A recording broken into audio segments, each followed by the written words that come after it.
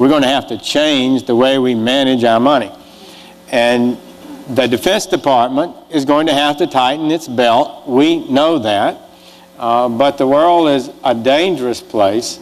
We do have a responsibility to protect and defend the values that we all share in a very dangerous world.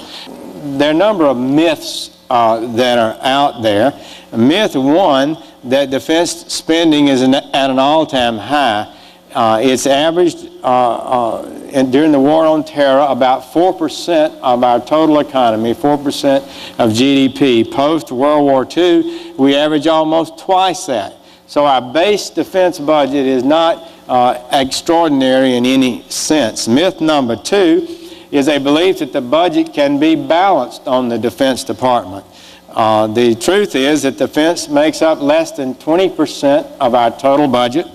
In 2030, while our defenses would still be under 5% of GDP, according to estimates, the entitlement spendings would be 15% of our entire economy. To give you some perspective there. Myth number three, defense spending has seen the fastest growth in our budget.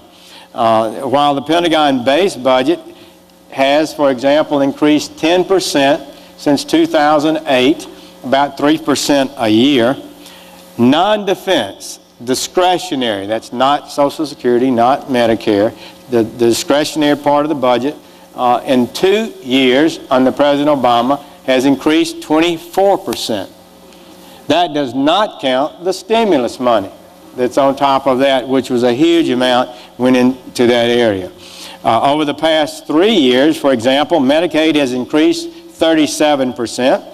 Total education spending in these same 3 years at defense has gone up 10.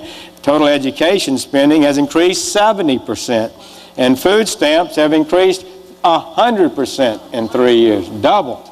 Indeed, food stamp increase over the last 10 years has been 300%. Myth number four deals with the cost of the war on terror, which has been expensive in life and limb and treasure. There's no doubt about it. But we need perspective. The wars in Iraq and Afghanistan have been, the truth is that this year's deficit alone, which is $1,300 billion, 1.3 trillion, if you want to use the vernacular, equals the entire cost of both the Iraq and Afghan war over 10 years. So the 10 years of war, Iraq and Afghanistan together, equal the amount of the deficit this year. War spending represents only 4% of the total outlays over the last 10 years of the federal government. We might have that on a chart here, I believe. And so that gives you some perspective as we wrestle with what we'll do in the future. I truly believe we have the finest military we've ever had. They are exceedingly... Hey, Patriot. They have a greater number that are married. They have men and women of the highest character and integrity and courage. They go without complaint time and time again into harm's way.